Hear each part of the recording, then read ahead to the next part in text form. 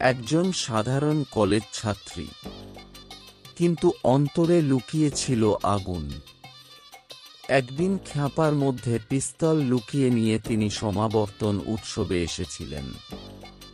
তার পিস্তলের গুলি মুহূর্তেই কাঁপিয়ে দিয়েছিল ব্রিটিশ শাসনের ভিত।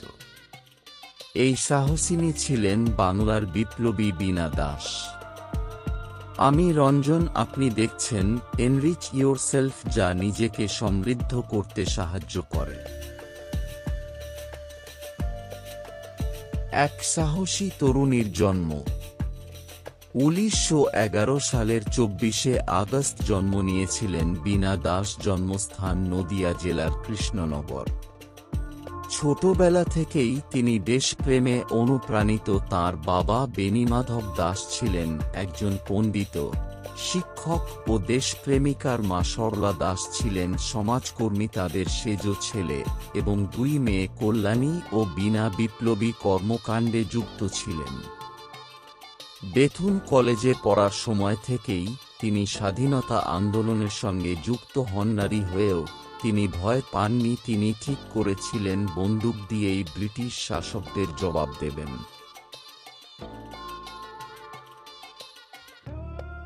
গোপন পরিকল্পনা। 1920 থেকে 30-এর দশকে বাংলায় নারী বিপ্লবীরা যেমন প্রীতিলতা ওয়াদ্দেদার, কল্পনা দত্ত সাহসী পদক্ষেপ নিয়েছিলেন, তেমনি বীণা দাসও একদিন প্রতিজ্ঞা করেন, আমি গুলি চালাবো আর শোনাবো স্বাধীনতার ডাক। তিনি সিদ্ধান্ত নিলেন পিস্তল দিয়ে কলেজের অনুষ্ঠানেই ব্রিটিশ শাসককে আঘাত করবেন। রিভলভার কেনার জন্য কমলা দাশগুপ্ত বিভিন্ন উৎস থেকে 280 টাকা সংগ্রহ করেন এবং রিভলভার কেনা হয়। বীণা সেটির ব্যবহার সম্পর্কে বুঝে নিলেন। খ্যাপার মধ্যে লুকানো পিস্তল। 1932 খ্রিস্টাব্দের 6 ফেব্রুয়ারি কলকাতা বিশ্ববিদ্যালয়ের সেনেট হলে সমাবর্তন উৎসব চলছে। সেখানে উপস্থিত আছেন তৎকালীন বাংলার গভর্নর, অপরদিকে কলকাতা বিশ্ববিদ্যালয়ের আচার্য স্ট্যানলি জ্যাকসন। বীণা দাস ডিগ্রি নেবার জন্য সেখানে হাজির ছিলেন। তিনি উঠে দাঁড়িয়ে খ্যাপার ভিতর থেকে পিস্তল বের করে কয়েক হাত দূর থেকে জ্যাকসনকে লক্ষ্য করে পরপর 5টি গুলি চালান, কিন্তু সবগুলো গুলি লক্ষ্যভ্রষ্ট হল। জ্যাকসনের কানের পাশ দিয়ে গুলি চলে গেল।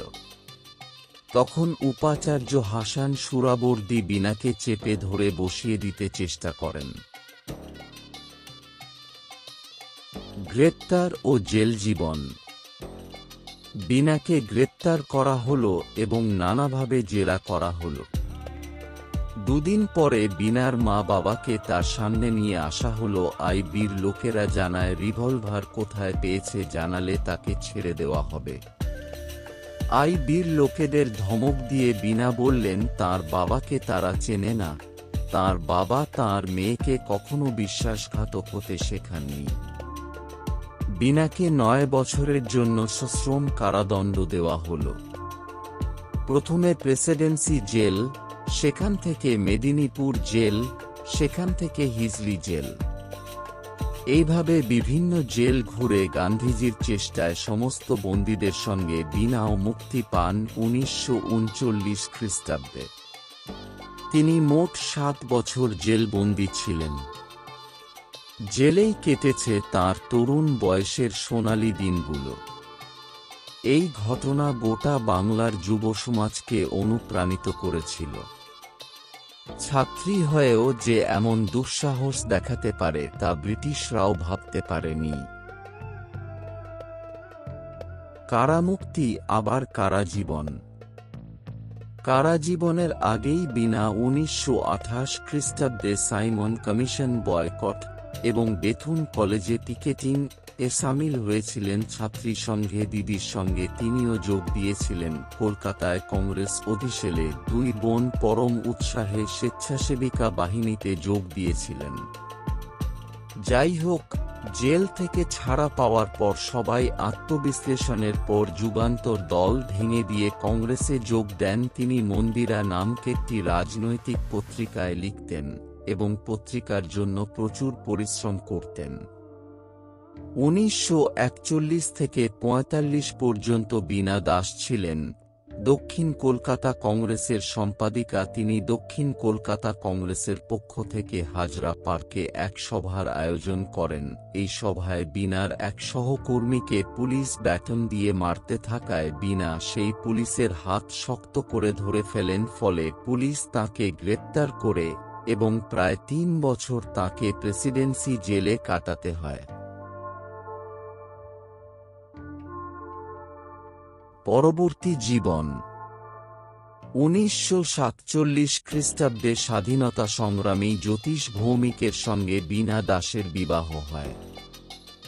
1946 থেকে 1951 পর্যন্ত তিনি পশ্চিমবঙ্গ বিধানসভার সদস্য ছিলেন। তিনি অমৃতবাজার পত্রিকার কর্মচারী ইউনিয়নের প্রেসিডেন্ট হিসাবে কর্মচারীদের সমস্যা প্রতিকারের জন্য ঝুঁকিপূর্ণ ধর্মঘট পরিচালনা করেছিলেন।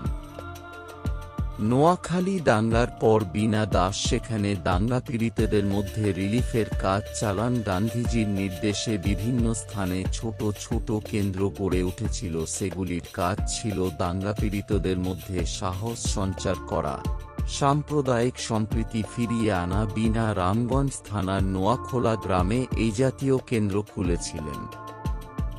তাঁর জীবনের ঘটনাবলী ও অভিজ্ঞতা নিয়ে লেখা তাঁর দুটি বিখ্যাত বই হল শৃঙ্খল ঝংকার ও পিতৃদান।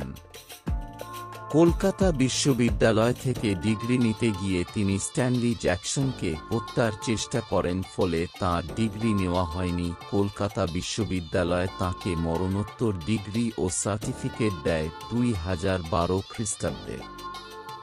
স্বামীর মৃত্যুর পর তিনি একাকী নিরিবিলিতে জীবন কাটানোর জন্য ঋষিকেশে চলে যান। সেখানে চরম দারিদ্র্য ও একাকিত্বের মধ্যে 1986 খ্রিস্টাব্দের 26শে ডিসেম্বর 75 বছর বয়সে তাঁর মৃত্যু হয়। আপনি কি জানতেন বীণা দাসের এই কাহিনী? কমেন্টে জানান আপনার মতামত, আর ভিডিওটি ভালো লাগলে লাইক ও শেয়ার করুন। ইতিহাসের এমন অজানা অধ্যায় নিয়েই আবার ফিরে আসব পরের সপ্তাহে।